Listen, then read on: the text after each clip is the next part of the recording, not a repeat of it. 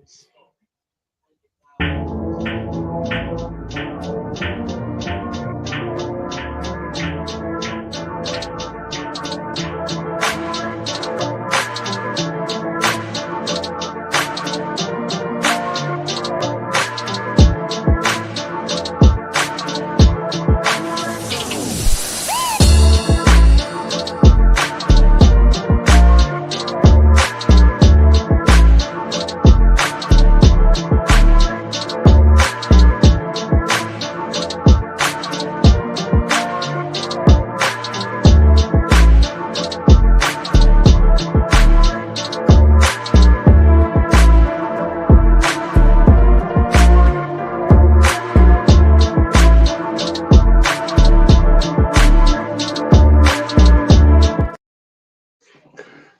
up? What's happening? What's going on, good people? Y'all know what time it is, man. This is the BOTB live show.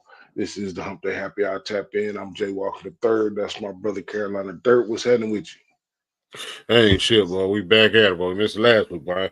I ain't gonna lie, shit. That damn flu, whatever it was, that shit hit me last week. But we back. Yeah, flus, allergies, COVID, pneumonia. They just wrapping all of that shit into one thing now. Everybody just sick as hell. We don't know what it is no more.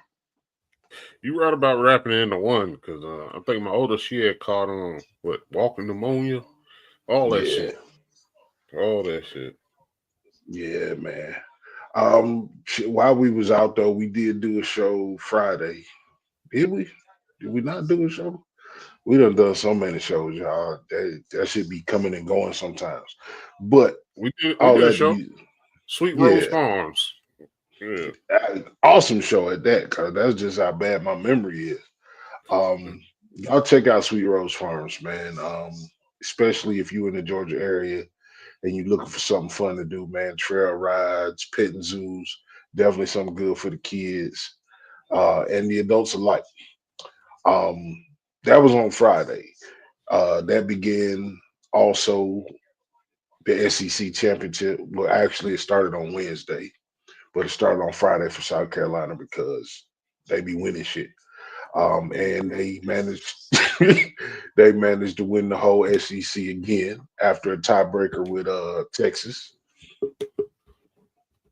Oh yeah, shit. We won't worry about no Texas. People hating on Don. Don put a serious program together. You got to give her credit. The likes of this program you ain't seen since UConn days back a couple years ago. Then before that, Tennessee. But now with the transfer portal and all that, what Don is doing is even crazier. She getting people to stay 4 years, 5 years, transfer in and do a year and two. So, applause to Don, hand clap, pat on the back, all that shit. She deserved it. She worked for it. She put a dope team together. A dope coaching staff together to form a dope team. And she didn't let the change in the NCAA with the NIL, with the portal being open, she's not having any issues with keeping her players, going after recruiting players and keeping them. Really still teaching the fundamentals of basketball and having these young kids be interested in the fundamentals. I'm looking forward to South Carolina women's basketball bringing home another national championship. That's where I'm at with it right now. And she ain't ducking nobody. She ain't ducking nobody. She taking everybody that want that smoke. She's willing to put her team up against a win or lose. She ain't scared of no team. And that's how she been even before she was winning. What people don't understand, they think it's just starting. But, that's the people that just now catching on. And I understand. When you have a small market, when you're not winning, you got a small market, so you can't see all the games. But we've been riding with Dawn since she got there, watching games. It's a lot more easier because all the games coming on TV or on the ESPN app. But Dawn's been building this stuff on. So I appreciate what she's done, and she ain't ducking no smoke. Nah, man, her strength of set schedule is. They had a coin flip. I don't know why they didn't just go with strength of schedule. That's what she was saying. Right. Like, I'm not mad at Texas or whatever. They kind of got out of pocket. They thought that they was gonna be in the SEC just running shit. And wipe your feet before you come in the door, cause Yeah, you gotta do, and that's all the way around. That's football, that's baseball. Wipe your feet when you come to the SEC. yeah. I mean, and I understand Texas did beat us. I understand they did stop our streak. I understand they were ranked. They have a dope program in all athletics, but who she has beat this year and who she had lost to, and the strength of that schedule and those team schedules, I think it shouldn't have came down to a coin flip, but it is what it is, and they end up meeting each other and they stomped the mud hole in them. But like my brother said, it's good to see good basketball. NBA is not good basketball in my opinion. Women's basketball is good technique basketball. That's how you want your kids to play bounce pass. No walking, no traveling, decent hard fouls, but making people earn it. It's just good. To me, it's just good all around basketball. Absolutely, absolutely. If I had a son, I would want Dawn to coach my son. You feel me? Now she's never gonna leave. I'm not gonna say we don't. They say never. We don't know what the future might hold. Somebody was like, I want to see Dawn coaching in the NBA. I think Dawn is fine right where she is. She And, is pushing her legacy at a super high level, and I don't think the guys would respect it as much as they should. yeah, you know, they were asking about, they expanded the WNBA, put them in different cities, and Columbia was, I don't know whose list it was, but Columbia was on there. But it's almost like the Panthers. I don't know if Columbia want that competition as far as the marketing brand. Because USC is just, they getting all the money. Right. You turn 15,000 fans every home game. Right. You see Texas coach was mad that they playing in Greenville, talking about it seemed like a home game for them. But when Carolina go to Georgia, they go to Florida, even when they was in Texas, you heard the fans in Texas. They go to Vegas, you heard the fans. Shit, when they went to Paris last year, you heard the fans. So say that. Carolina fans travel. Yeah, man. And in a real way, man, that's what people say when they being pushed up against the wall. He knew he ain't had no chance. He know he skated with the win that they got. You know what I'm saying? Be proud of that win because it was a big deal. You knocked off a giant, but you knocked it off for the night, not for the season. So I watched some of the Shannon Sharp Gilly interview, and Shannon asked him about the Philly greats, Mount Rushmore, whatever. You got to put Dawn up there now. You got to at least start mentioning her name. I think she's on the list, on my list, and that's a personal list. But partly why she's on the list is the love she shows for Philly itself, how she promotes Philly in every aspect. I think you got to put her on there because of that. She is a Philly. Even before Philadelphia Eagles was winning, she was screaming Philly in every aspect. So I feel like what she's done, what she's accomplished, her resume and her love for Philly, she needs to be put on that Mount Rushmore of Philly greats in all aspects of sports. I definitely agree with that. When you get the naming, you gonna put Rocky Balboa on the list, but not Dawn. You gonna put a created boxer, a boxer that came to life out of fiction. You know what I'm saying? I think Dawn got just as much juice as AI when it comes down to it. Yeah, I was just about to say that. Dawn got just as much juice as a Donovan McNabb or a Michael Vick. If she's on the list, you can't be mad at it. And if she's off the list, you got an argument for it. That's how I feel. Well, if you was an Olympic player, you was Olympic coach, you have 3 championships, You have longevity at your position and at your school/team. I think that plays a role too. Like when you look at it, where she went, did she have longevity? I say yes. Is she still screaming Philly? I say yes. In her playing time, does her resume back up her being a great athlete? Yes, it does. In her coaching time now, does it back up being a great coach? Yes, it does. And then what she does in the community, as far as even here, she's in our community, helping our community here in Columbus, South Carolina, and she's still screaming Philly for everything. Absolutely. So that's why I say, even in terms of Hollywood, like she had one of the premier commercials for Nike. She had commercials for Gatorade. She shows up in TV, pop culture, in the Martin episode. Like she's hit all her marks, is how I feel. And the fact that now she's almost 20 years in at South Carolina, she's had what, out of the 19 years, she's had 13 winning seasons. something like that. Yeah, man. Come on, man. You got 9 out of 11 of the last SEC championships. I mean, you can't really knock that guy. Yeah. And she's creating, not to get to the sports, but even Malaysia said something the other day after the championship regarding, in my opinion, what she was regarding when people were trying to tell her to leave. And she was just saying Don was showing her the entire game. She was showing her everything about the game, not just what she could do offensively. And that's why she loves Don and Don loves her. And people still saying Malaysia should leave, but if you got a coach that's coaching you everything, life and all that, it's just like the whole Dion aspect. Why would you go somewhere else?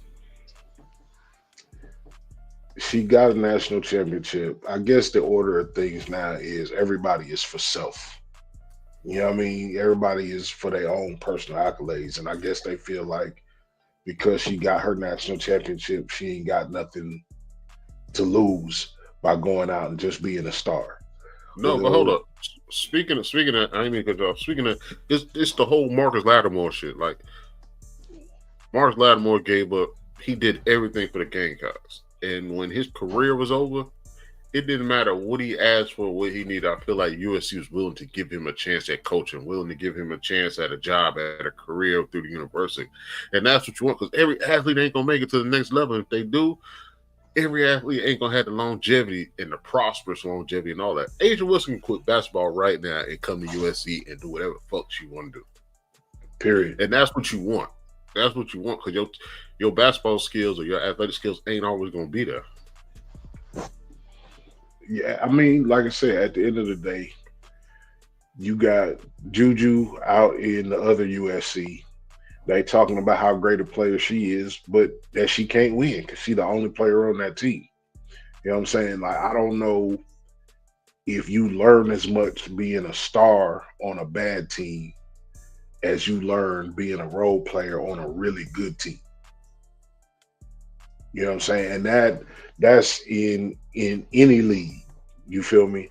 I feel like you learn more. You learn how to win being a role player. You learn how to pick your spots being a role player. You learn how to lose being a role player.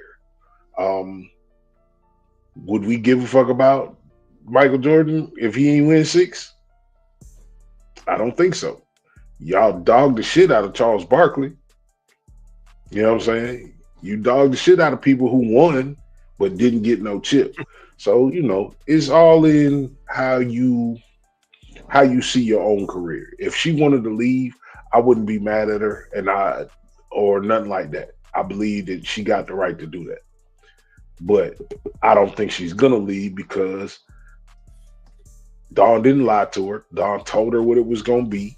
You know what I'm saying? And she going to help her all the way she can. Being coached by Dawn Staley, even though the popularity in the media doesn't sway South Carolina's way, I don't think that there's a meeting that she can't get lay. I don't think if whatever Fuwali want to do in athletics, in sports, in fashion, in whatever, I think she'll be able to do because of Dawn. She's already signed under Steph Curry. What else you want? she, Right. and Steph has actually, they asked Steph about Malaysia in one of his press conferences, and he broke that shit down. She's getting the recognition as far as throughout the United States. She's getting the recognition. She's getting her TV time,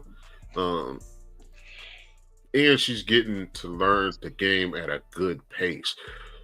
Last year, she came off the bench. This year, she came off the bench. Next 2 years, she more likely she's going to start. But in Don's system, it doesn't matter if you start or not. Everybody get 20, 25, 28 minutes a game, and you winning. Your body ain't beat up when you make it to the next level. You still got that young energy. You're not getting burnt out. I take that. And yeah, that's what I was gonna say. To still be positioned at the top and not have to put in the work. I think Juju playing like 34 minutes a game. You feel me? Like at a certain point, we keep acting like it's more than 100%. You know what I'm saying? At a certain point, that 100% declines just based on wear and tear of the body.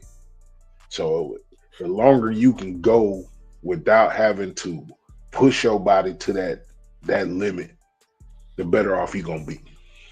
Yeah, I mean, people got college basketball. What, 40 games? If you make it to the championship game, that's a lot of games. That's a lot of practices. That's a lot of tournament.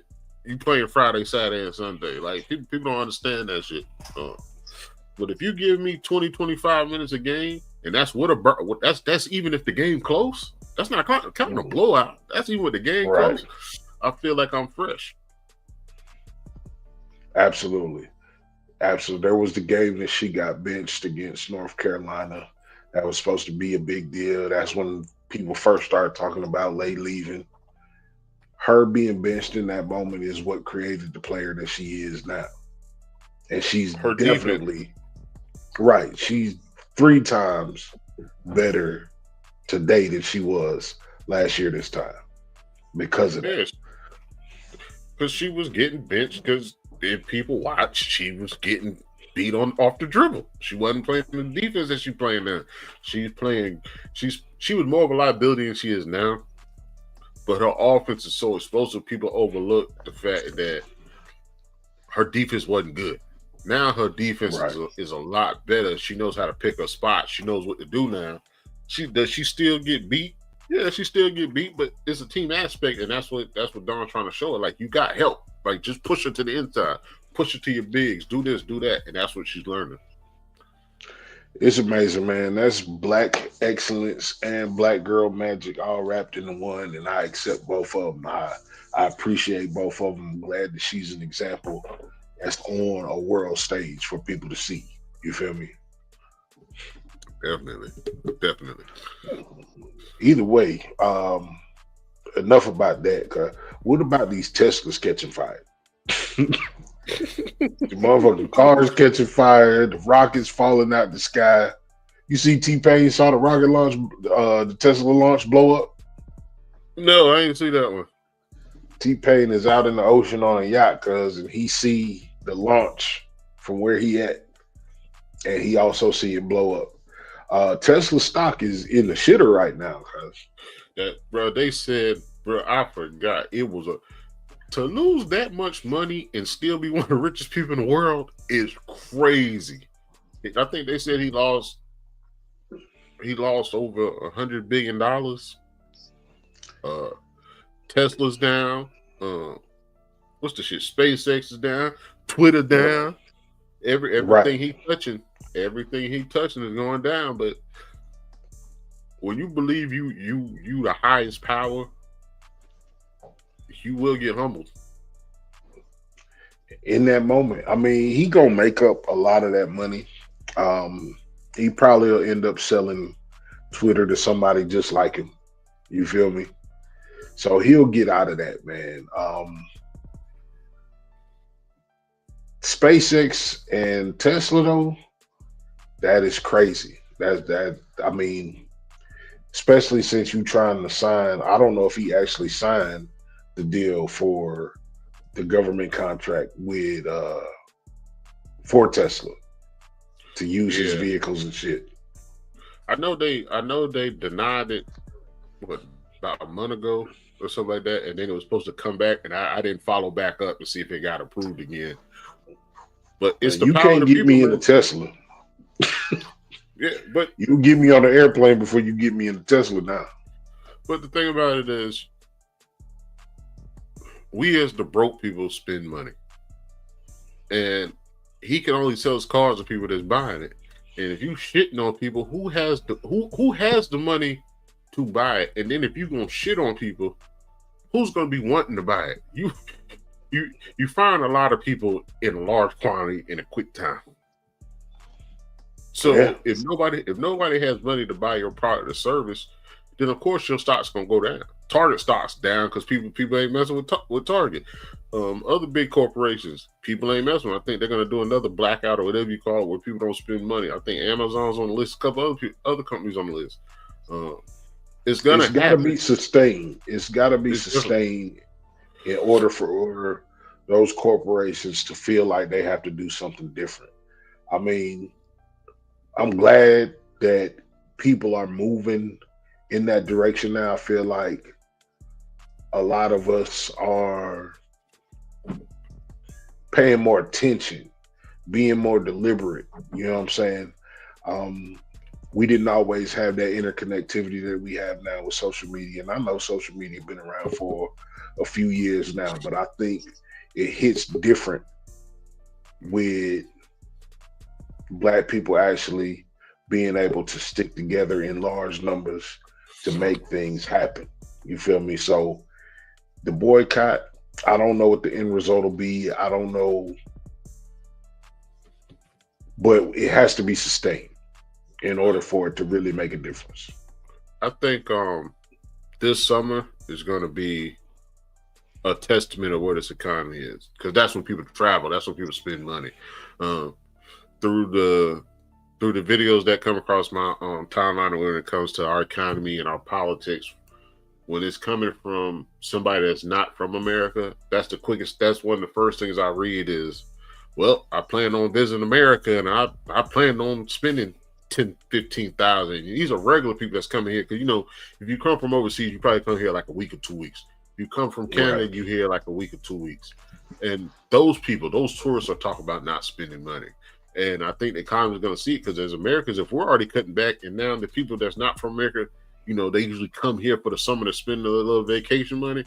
If they not coming, then it's gonna the economy is gonna get worse, because there's a lot of businesses around here, Myrtle Beach. They make their money in the summertime, but if you're not getting the people that you used to get to come here, it's gonna cause a lot of business to file for bankruptcy or file for some type of help. I mean, yeah, along with the fact that these countries are fighting back, like Yep. Canada with the whole spirits thing, the liquor thing. Now they about to lean on this power thing. They talking about Ooh. increasing, Yep. since they provide electricity to, I think, Minnesota, Wisconsin, Michigan, Michigan, New York. and New York. You know what I'm saying? They talking about a 25% increase to combat what they feel is ignorance from the leader of the United States right now. Yeah, and I don't think you don't play with the people that cut your power off. That's the last motherfucker. Cause look, that's the first person that should get paid after you pay for your domicile. The next person to get paid is the power people. You feel And me? then we get oil and gas from Canada. So they gonna cut our electricity and cut back on oil and gas, or just raise the prices. And then we get our metals, our aluminum, which they put a tax on. And the biggest thing is, because at first they didn't have a tax on, now if they haven't said it, they about to do it, is the lumber. So the thing Right. with the lumber, there was a map of somebody put a map of United States and the lumber shit. And president was like, well, we can use our own lumber. And they were like, nah, it don't work that way. It don't work that way because they said, and I don't know how true this is. I'm just repeating what they said. How they had it was the further north you get, the stronger the trees are, but the longer it takes for them to grow. But it's just better wood. Here down here, we just have soft wood, and it's not the best ideal wood for building houses. Well, we know that because these houses that they building over the last 20 years ain't the same as a house built 75 years ago in some cases. You know what I'm saying? Look at the housing market now. And you talking about it's gonna cost even more for wood. Right. But you talking about 1,200 square foot houses now going to be $300,000. Right. I mean, that's the direction that they go in. You hope that the amount of people working hard to see the leader of this country, they trying to make him successful. And we hope that there's an equal amount of people trying to fight against the ignorant shit. A broke clock gonna be right twice a day, they say. So there's gonna be some things that the president does that makes sense. You know what I'm saying? That's gonna be good for the country. But everything that he's trying to do is not good for the country, man. And we're gonna have to continue to fight that. Did you see the Nebraska shit with the farmers? Yeah. The farming agriculture is down bad, but you know who's not affected? Those same black farmers that wasn't getting no help. They wasn't getting no help anyway. So it's the YT farmers. You voted the way you voted, and now your help is not help anymore because they're scared to come to work. Then the money you was making off the government and shipping or and exporting your crops and stuff, they put a freeze on that. So now you're not getting that aid. And you've already farmed that land for that. And now you're not getting shit. So how do you pay your bills? How do you pay your property taxes if the money you thought you was getting, you're not getting? And somebody made a good point. It's just going to be the big companies buying up the farmland. They've already done it with the houses and the mortgage rates and stuff like that. You know, buying up all these houses, sending the mortgage rates through the roof. It's going to be the same concept. The same thing, man. It's all of this stuff is leading to just like mass takeover. The wildfires in California. We almost time for another, you know, we got a few months, but it's gonna be another hurricane season because I ain't never heard of a wildfire. We done seen some controlled burns get out of control, but a wildfire in Myrtle Beach, that's just new shit because that shit don't happen. And I'm not gonna say, you know, I try not to be a conspiracy theorist nut job, but some shit just don't make sense, man. It's like they doing shit to make the country fold. You know what I'm saying? When the country is not operating at the maximum efficiency, it's because these people that they've been in charge. They already been in charge. They not doing nothing to fix it. And we continue to vote and put them in there. And like somebody said, I saw a comment when somebody was like, I'm tired of hearing rich people talk about broke people problems. We're not in the same category. Y'all telling us, as far as the rich speaking to the billionaires, millionaires, and the high 100,000aires speaking to the person making or the family that's only bringing in 100,000, 150,000, 90,000, 60,000 of what to do with the money. The country in debt doing it your way. Right. But Suzanne over here, who make 35,000 with 2 kids and a husband, they living all right. Whatever the way she's budgeting is working. You might need to take some of her strategies because y'all telling us that we don't need this or we don't need help with, you know, kids' lunches and stuff like that, thinking that shit right. But you got a nanny or you got all these other resources to help you, like that shit ain't right. And that's what they doing. But the people that voted the way they did, they looked at they looked at the checkerboard, but they didn't look at the chess moves. And it's the same board. It's the same board. And now they crying about, well, I thought it was this and that. And like everybody say, Charlamagne said, Trump been telling you what he was gonna do from the beginning. Don't be surprised now. Y'all chose that route, and now we in this situation. But you looked at the checkers, and he was playing chess moves. Right. And everybody's like, well, he gonna give us this $5,000. That shit just went up in dust because ain't nobody. They acting like he never even said that shit. But check this out. And I said this. I had a conversation with somebody the other day.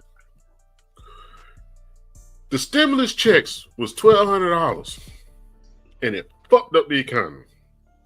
And they told us before the stimulus checks come out, it's gonna cause inflation. The checks come out, and a little while later, some more checks come out, which is still less than 5G. So what do you think 5G is gonna do to the economy and the interest rate if $1,200 fucked it up? I don't know, bro. All I know is I thank the Most High for being able to be here. I thank the Most High for his cloak of protection. You feel me? Life ain't always great, but it's always good. It's always at least good. You feel me? I'm kind of burnt, man. I'm just, like I say, I be wanting to have these conversations, man. I'm so burnt on politics. I'm so burnt on ill behavior between people. It's not even just white folks versus black folks. It's black folks versus black folks. It's women versus men. I'm so tired of the fucking constant battle that's being amped up and amplified by the politics. Who can we not like today? I think it's every day. It's who can we every not day, like today? Every day, it's a new group of motherfuckers to dislike. And we all the same people. That's the other shit. Like, whether black people don't agree with the police, we still the same people. Latinos, Hispanics don't agree with us. We don't agree with them and the YT people. The YT people and us don't agree with the Latinos. Like, it's the men don't agree with the women. The straight people don't agree with the LG and all them. The people that got money don't agree with the people that don't have. Like, it's so much. Like, every day is like, who do we not like today? And there's not really an issue. It's a programming. It's, you know what I'm saying? It's some of that shit is just propaganda. I'm so sick of this lady on my YouTube telling me I'm lazy because I ain't get this $5,000 spending card that nobody I know ever got. You know what I'm saying? But it's always some kind of overplay for the underlay. You know what I'm saying? Like, you got to ask yourself who is winning because of your opposition. Like, we like to call it, everybody got an op now. But who's winning because you are at war with the opposition instead of being supportive of yourself or the opposition? You know what I'm saying? What's going on Together We Break, James? Long time no hear from. I hope you find yourself doing well. Yeah, blessed and highly favored. Blessed and highly favored. We didn't forget about you and the folk on the West Coast. But yeah, like, it go back to what you said. Clicks in social media is currency, and people try to find the fucked up shit to talk about for the clicks and the likes and whatever check one of these platforms gonna cut them. But a lot of times that's not who they are when they turn off the camera. And second of all, they always saying they trying to find out the reason behind. But the content you put out is for the reason why. Right. You want to check. Right. Like, it don't help. And some of this stuff is I might watch 2 minutes of it, 3 minutes of it. And if I don't feel like he's going in that angle for a real solution, I just turn that shit off. And I realize that's what they do. They do that shit so you click it. Once you leave a comment and they get an ass of comments, they know they got people watching and checking in. And it don't be about shit. People ain't about shit. Every caption, most captions is some, you know who said something fucked up? You know who did something fucked up? And it's a 20-minute video that ain't got shit to do with the caption. Nothing. You know what I'm saying? Nothing. So I endorse, I support the things that I support, man. It's everybody's right to do what they doing. But some of y'all gotta do better. Some of us have to do better. David Banner was on the Breakfast Club this morning. In one of the parts, he was talking. It was a dope interview. And like somebody said, when you have somebody like David Banner on your platform, you really ain't got to say much. They gonna do what they do.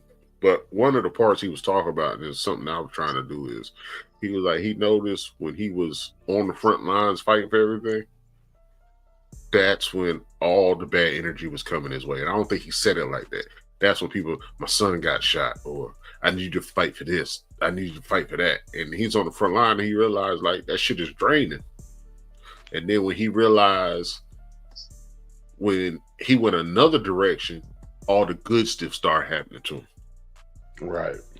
You know, he was more prosperous in business. He had more business ventures. He had more business, chances. And he realized that, man. He was like, sometimes sometimes when you bring that energy, that's not always the best energy for you, but you don't realize it till it's too late. That's real. So all the social media and all this stuff of not liking people, you doing that shit to yourself, and then you wonder why when a cop pull you over, a white person say something to you, a Latino person say something to you, a black person say to you, you ready to flex on it. It's because you don't watch 2 hours of some bad shit happening to somebody. Like I said, that first Trump presidency, that shit had me out of sorts. I was tripping. I was, you know what I'm saying? I was angry. I was toxic. I was depressed. I was all kind of shit. I just refused to let him do it this time, man. And I think a lot of folks is just tired of the ignorant shit, and that's why it's not hitting the same. Yeah. You know what I'm saying? Like, I don't even hear a lot of people complaining about Trump. It's not that they like him now. They're just tired of complaining. Because now you see all the news outlets complaining. So now it's like you ain't even got to say nothing. It's not even barbershop talk no more. Right. It's not garage talk no more. Like you turn your TV on and they complaining. So it's like the whole aura of having conversation about it, like you said, is overwhelming. Like you're just tired of the shit. Man, look. You know what else I'm tired of? Just to get on another subject. I saw this dude in this video. He in Atlanta. He doing a skit, but it's real. Like these places charging you to park to come eat, or park and then go to the club. So you gonna charge me $40? Like he said, you gonna charge me $40 a park in a parking lot you own, right? To charge me to come in and eat and drink, right? Like, come on, man. Who got the money to go out there and have a night where it's $200-$300? It's because Atlanta has so much money, and they have so much celebrity. They have so many wealthy business people. They not for the everyday. It's to keep the everyday riffraff out, so that those places can be the place that you take a picture at. But if you got 10 of them on one block, it don't work that way. It ain't that many rich people in Atlanta. There's a lot of rich people in Atlanta. I mean, at the end of the day, you won't get my money. I'm not going to lose no sleep. I'm not spending $40 to park a car. My own car. To park my own car. Right. This ain't even valet. Valet is $75, $100. Yeah. You gonna charge me that, and then I walk in and look at the menu, and everything is $17, $18 a plate, not including drinks. $17, $18 an entree. That's what you're talking about, not the plate. But and it go back to the whole less barbecue thing. do as Black community, do we overprice our product or service? And everybody say, well, you can get it or you don't, which I totally understand. But especially in the restaurant business, when you have that much competition in a place like Atlanta, a place like New York, a place like Chicago, when you have that much competition and everybody pretty much has the same marketing brand. It doesn't make sense to me. It's about the flex. You gonna order 2 pounds of oxtails for $100 when you can get 7 pounds of oxtails if you just go to the meat shop right there down the street. You can get $100 worth of oxtails. And to me, I'm simple. I'm a caveman. I'd rather have more. Like, I don't give a fuck unless I eat less shit and it magically reappear in my refrigerator the next day. It doesn't make sense for me to spend $100 on 2 knuckles of oxtails when I could buy a whole tail for that same price. It doesn't. So this is about people making the best choice for themselves. If you got it, it's your world, and nobody else's complaints, thoughts, or ideas should affect that. You spend that $85, $100, and you get those 2 oxtails from less, and you blog about it, whatever it is. Meanwhile, I'll go down to the Mexican meat market, and I'll have one. Chop that tail up for me. One. I need one. Straight like that, man. It's just like shrimp and grits. You go to this place for shrimp and grits, it's $24.95. It's $24.95. You know how many pounds of grits you can get for $24.95? A 5-pound bag of grits is what? $2.99, $3.99. You can get a bag of shrimp on sale for $7.99, and you can get you, unless you one of those roux specialists, you can get a pack of gravy for $1.19, and wham, shrimp and grits. Like I say, it's about choice. Everything is about the flex. You feel me?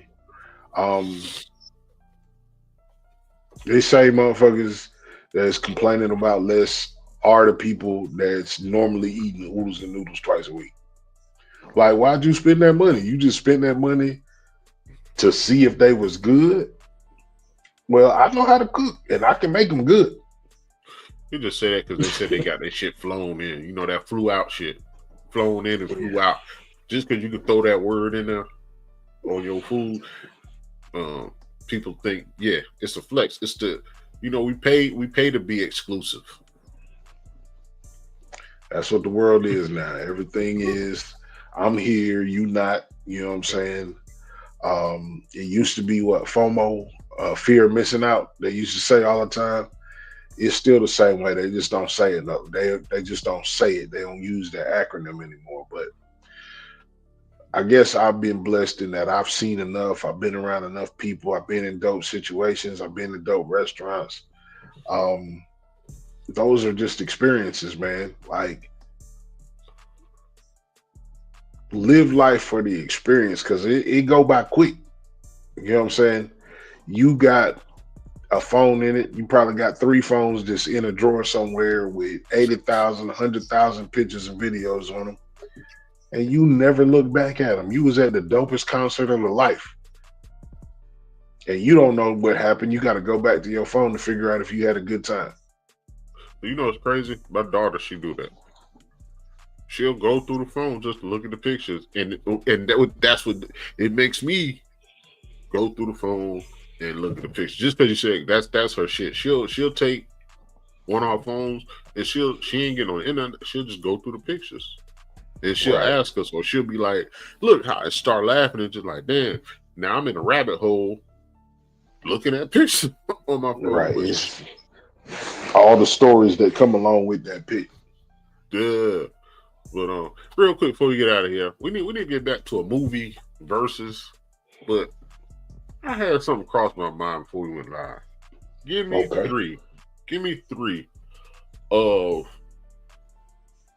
three of your dope crew movies.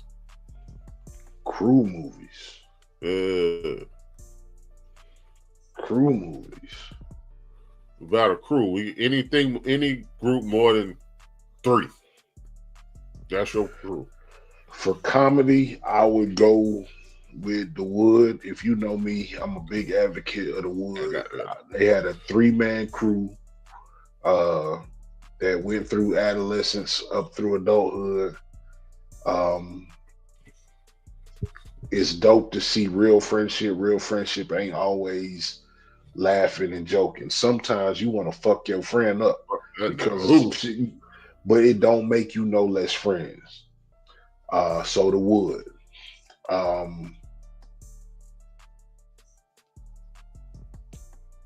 I guess the last 2 will be Crime. Heat. Heat is always gonna be the best bank heist movie ever. Yeah. And that was a crew. That was a professional crew who specialized in taking down banks. So I'm fucking with them the long way. I guess the last one I did comedy, I did crime. Music. It just started popping back up on my timeline, man. If you didn't watch The Get Down on Netflix, bro, I watched the first season is awesome. The Yeah. first season is awesome. The second season is not as good as the first season, but it's still good. Oh, Poking Bean. Fuck with The Get Down. What's his name? He did the hey, that was actually I really didn't have an answer. Like The Wood is definitely on my list.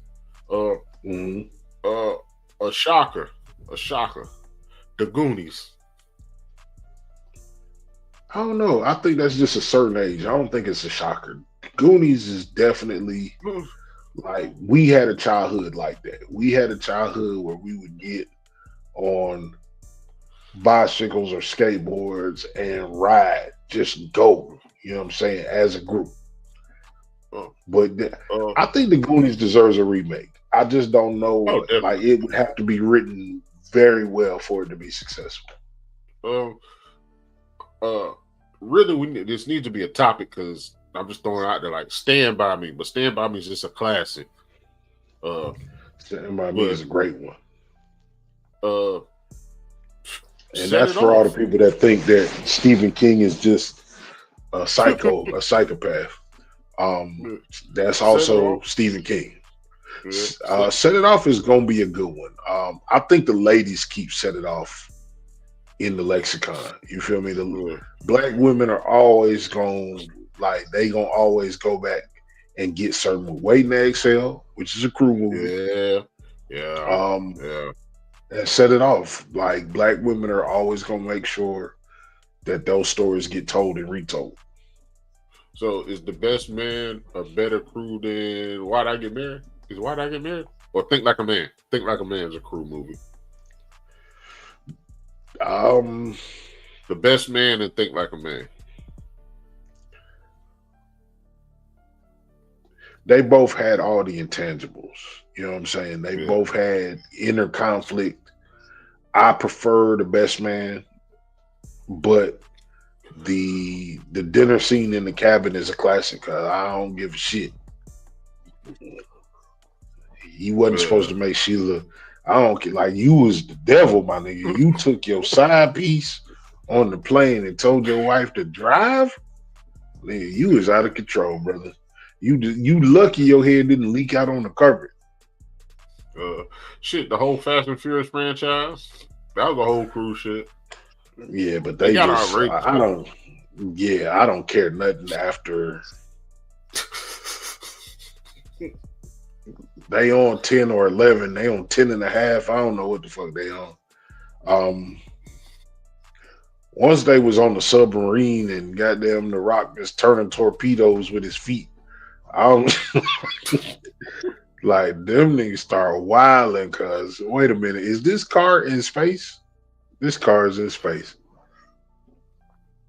Yeah. I don't know. Yeah, we need to get on the movie shits again. I think that was a good one. I think we'd have way more if we actually sat down and thought about that shit. Absolutely. No, we definitely need to get back because that's what the show was originally built on, man. I mean, it's also about the connections of people that we talk to every day. But we love this music shit. We love this entertainment shit in general. Um, so yeah, we gonna do that. We definitely gonna. I've been trying to finish Paradise. So we definitely gonna have a little show dedicated to how you felt about Paradise. Don't spoil it for nobody that ain't seen it. Sterling K. Brown is a phenomenal actor. Check out Paradise because it's almost terrifying. Yeah. It's a slow burn. To me, it's kind of a It's slow burn. right. But it is whoever wrote it, like they thought that shit and they made you think whatever's gonna happen is gonna happen, but it's gonna be a flip to it. Y'all check out Paradise, man. We probably gonna talk about that next Wednesday. That shit was good. Yeah, I'm good for the night. We got a Hey, show. man, We got we'll be back Friday. We got a dope guest. One of our partners. We're gonna bring one of his family members on to tell her story. It's a dope, touching story. We've been trying to get her on for like the last 2 months, and things just didn't work out because stuff on her end. But we're gonna have a dope show, a deep show on Friday. Yeah, a dope show. But we appreciate y'all rocking with us, man. Always, man. Look, I'm Jay Walking the Third. That's Carolina Dirt, man. We always in this thing. Love the people who love you back, man. Till the next time, y'all be easy, man. We gone.